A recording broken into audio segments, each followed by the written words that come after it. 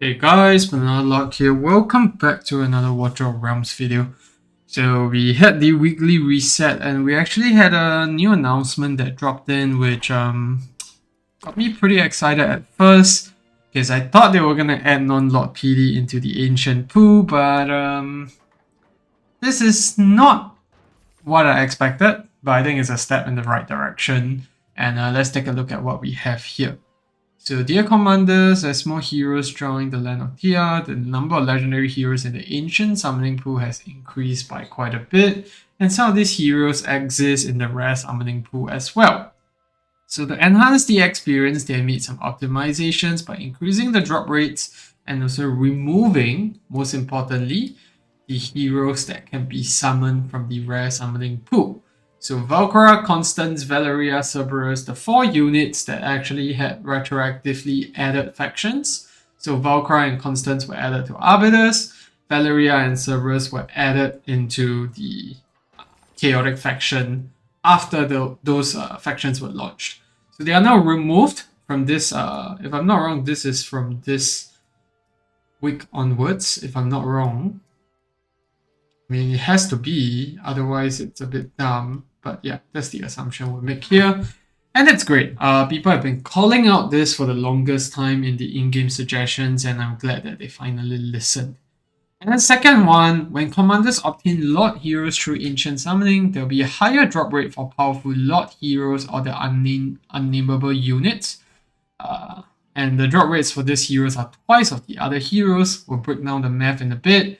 In a nutshell, the heroes can be found in yellow here, starting with Gun, Valderon, Imrat, Sokedin, Cyrus, Eova, Praetus, Demi, Raiga, Nestia, Elder, and Ingrid. In case you didn't realize, these are all the ancient exclusive units that you cannot get from the non-rare summoning pool.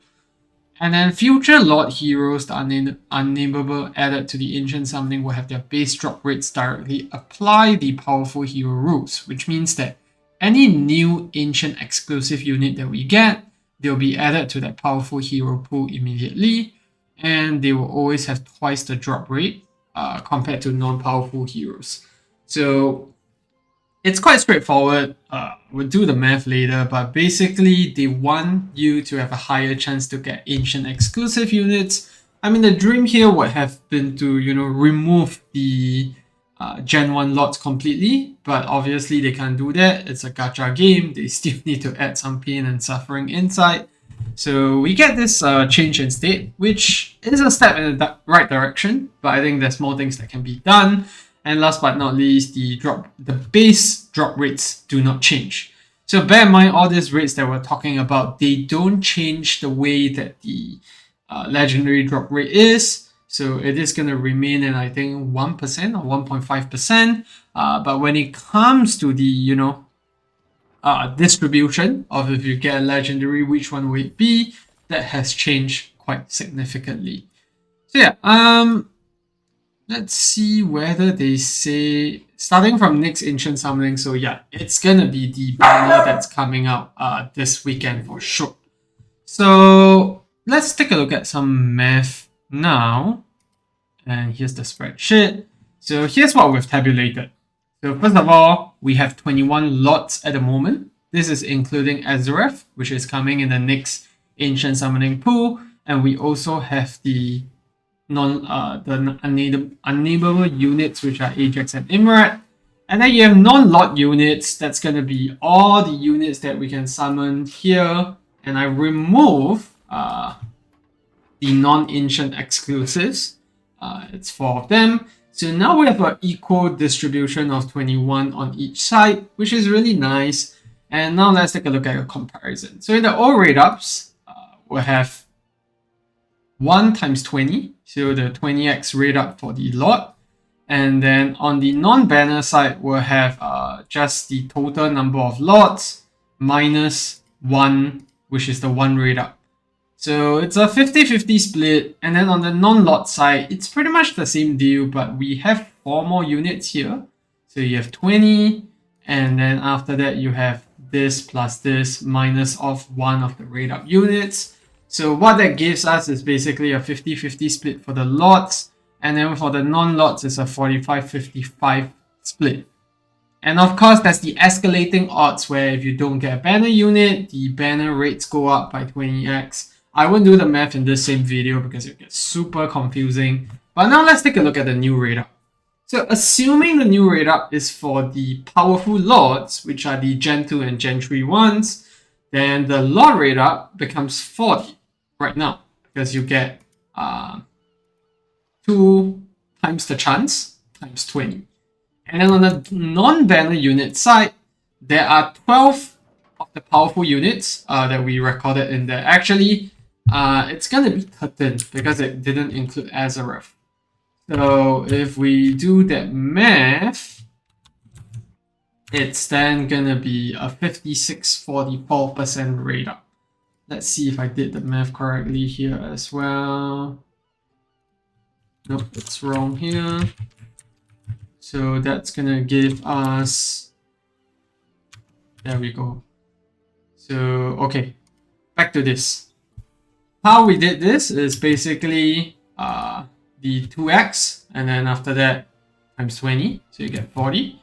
And then the non-banner unit side, we have 13 total powerful units. This includes Ezareth. The list in the game at the moment doesn't. And then we add 8 because there are 8 of the non-powerful units. And then we take the remaining 12 units that don't have the rate up and multiply that by 2. Gives us a total of 32. And then for the non-lot side, it's very straightforward. We have one unit that has rate up, and then the other 20, they're not going to have rate up, so it's just 20. So change-wise, it's honestly not that big. It's like a 5% shift in both ways. But I don't think that's the way that we should look at it. We should look at it at a Gen 2, Gen 3 versus Gen 1 lot perspective. So right now, the rate up, for the new rate up, it's basically going to be like this. You're going to get 64 chances because you have the rate up of the banner lot. And then 13 minus 1 times 2, that's going to give you 64 out of 72 chance to hit something that's Gen 2 or Gen 3. And Gen 1 is just going to be 8. And this gives you a whopping 89% chance to actually hit a Gen 2, Gen 3 lot versus the 11% chance to hit a Gen 1 lot. So if you're going to hit a Gen 1 lot this weekend, then boy, are you unlucky, because I think that's the big change that we ought to look at. Of course, when you take a look at the banner versus non-banner unit, the rates don't look that good. But when you switch things around, then things start looking a lot better. And I think this is a change, a step in a good direction. But I do feel that more things can be done. And what are those few things? I have a few on top of my head. First thing, we don't have non-lot PD yet. I don't understand why that is not the case, because as of right now, we actually have 25 different non-lot units, and a lot of people have A5 lots, but they don't have the A5 of the non-lot units, just from the fact that there's no PD, and for some reason, lots always seem to drop much more frequently. So I don't understand why they're not addressing this, especially with the fact that 3 of the most recently launched non-lot units are super meta in Arena. So that's another change I'd like to see. The next thing is for banner PD. Right now, if you trigger banner PD, no matter what unit you get, if it's a banner lot or banner non-lot, the thing resets immediately.